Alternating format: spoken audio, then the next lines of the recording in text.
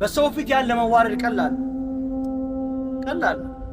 ሰው ይረሳል መጽሐፉ ግን አይረሳም አላህ ፊት መቆምን ያለ መዋረድ ግን አይረሳም የተጻፈ መዋረድ የሰራችሁትን ስራ ጠቅላላ ልክ ዛሬ እንደምታዩት እኔን አሁን ሳውራ ያያችሁኛል ልክ እንደዚህ ነው ያን ቀን የምናነበው በዚች ቦታ የነበረውን ሰዓት እንደዚህ ነው የምናነበው ሲገልጠው መጽሐፉን እናንተን እንደማይሆኝ እገልጠዋለሁ እንደማይሆኝ አነበዋለሁ ወወጀዱ ማዕሚሉ ሐድራ ዛሬ እንደተሰራችሁና ትገለጣለች አላህ ሰዎች ይላሉ ማሊ هذا الكتاب ይሄ መጽሐፍ ምንድነው ማሊ هذا الكتاب لا يغادر صغيرة ولا كبيرة إلا أحصاها ትንሽ አይል ትልቅ አይል እኛ እኮ ለቀልድ ነበር ይሄን ነገር ያደረግነው እኛ ለቀልድ ነበር የተናገርነው እየተጫወትን ነበር እኮ እንደው ያሾፍን ነበር ይላሉ አላህ አይተውም لا يغادر صغيرة ولا كبيرة إلا أحصاها ያጨቃት ቢሆን እንጂ የተጻፈባት ቢሆን እንጂ አይተዋትም አላህ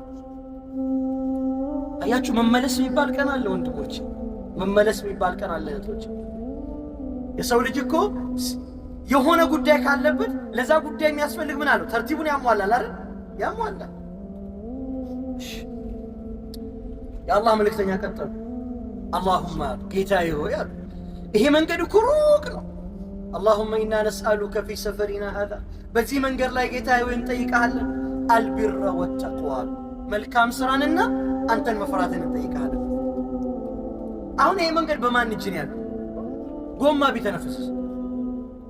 ቢተነፍስ ሞተር ቢቆምስ አይቆምም ይቆማል ማን ይሰራዋል እንወርድና እዚህ ፀሐይ ላይ ሐሩር ላይ እንቀመጣለን ወዳጆች አይደለም የሚሆነው እንደዛ እኮ ነው ሊቆም ይችላል ድንገት ሀያት እንደዛ ነው ሊቆም ይችላል ድንገት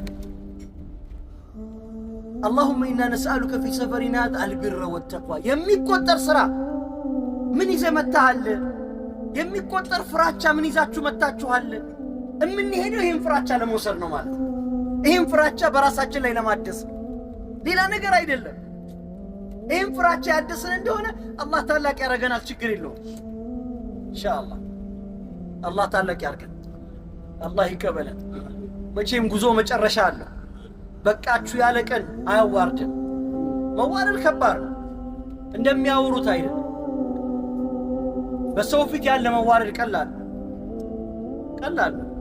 ሰው ይረሳል መጽሐፉ ግን አይረሳም አላህ ፊት መቆምን ያለ መዋረድ ግን አይረሳም የተጻፈ መዋረድ አላህ ምን አለ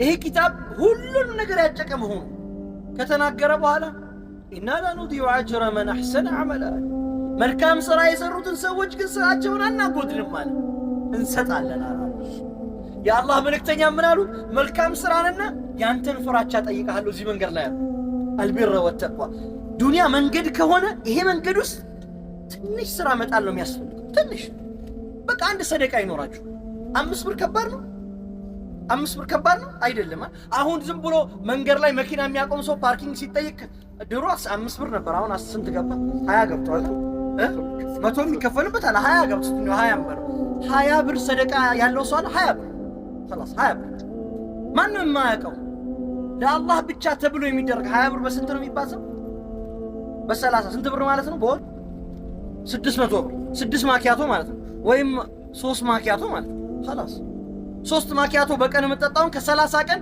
3 ማኪያቶ 27 ቀን ጠጣብሽ 3 ቀን ብትተው 600 ብር ነው 600 ብር የተውካትን ተወስድና አላህ ፊት ቆመው የሚጠይቁ የተራቡና የታረዙ ሰዎች አሉ አላህ ምን ይላል እኔ እኮ ተርቤ ነበር አላበላኝም ይላል ጀለ ጀላሉ ማንን ይያለ ነው እዚህ የተውኳቸው ባሮች ነበሩኝ 600 ብር አጥተው በረሃብ ተኮማትረው ሆዳቸው ላይ ድንጋይ አስረው የሚጓዙ ሰዎች ነበሩ 600 ብር ናት خلاص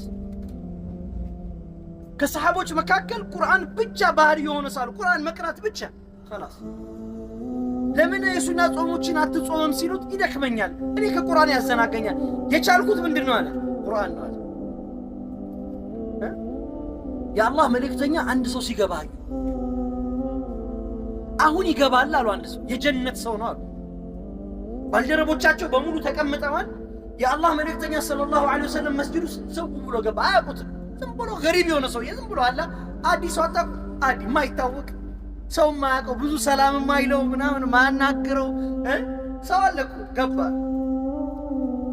ሁለተኛ ቀን ተቀምጠው እያለ አሁንም የጀነት ሰው ይገባል አሉ። ራሱ ሰው ይገባል። ሶስተኛ ቀን መጣ። አሁንም የጀነት ሰው ይገባል አሉ። ገባ። ከዛ አንደኛው ባልደረባቸው ይህ ሰውዬማ መከታተል አለብኝ፣ ምንድነው የሚሰራው ነገር አለ። ምክንያት ፈጠረ።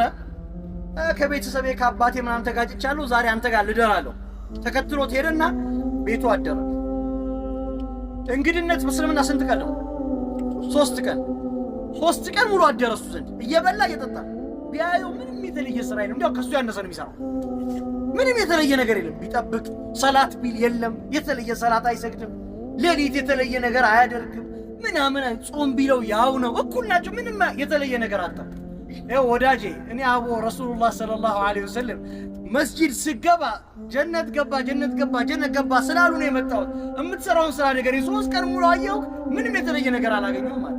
ኧረ እኔ ምንም የለኝም ማለት ልክ በቃ እንደው ጊዜን አባከንኩኝ 3 ቀን ሙሉ አለና ያ ሰሃቢ ሲወጣ ና ምናልባት አለው ልክ ሁል ጊዜ ስተኛ የበደሉኝን ሰዎች በሙሉ ቆጥርና ሁሉንም ይቅር ብያቸው ነው የምተኛው አለ።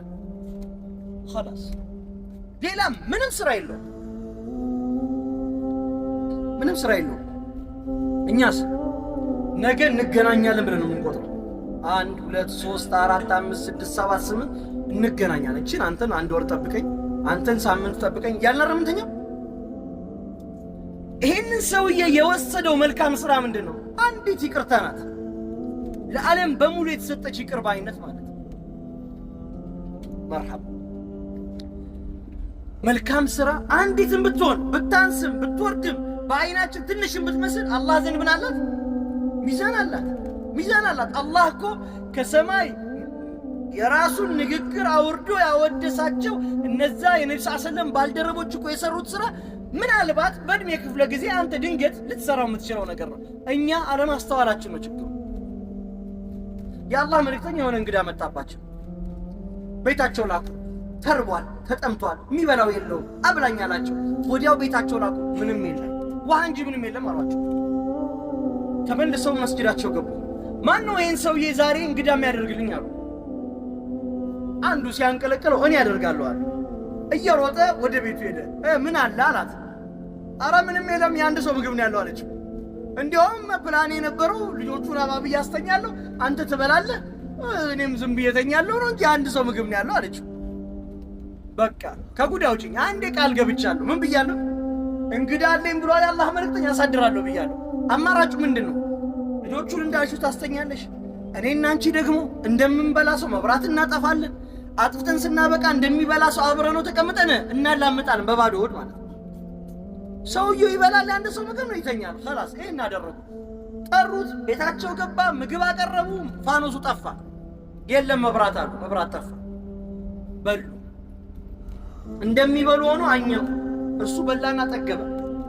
አላህ ስብሓነሁ ወተዓላ በዛች ሌሊት ውስጥ የተከሰተውን ክስተት ለአላህ መልእክተኛ ነገራቸው።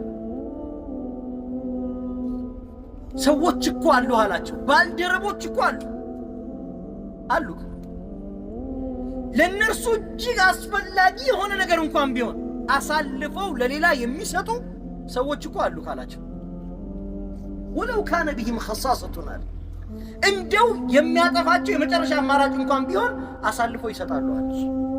አላህ ወሳው ሰውየውን፣ ያን ቤት አላህ ወሳው። ትንሽ የመልካም ስራ ናት ሰው ውስጥ የምትኖር፣ ትልቅ ነገር አይደለም። መልካምነት ራሱ ይከፍላል እንጂ መከራ አይደለም። ኸይረን የአላህ መልእክተኛ ዱዓቸውን ቀጠሉ። ምን አሉ? አላሁመ ኢና ነስአሉከ አልቢረ ወተቅዋ ወሚን አልዓመሊ ማ ተርዳ።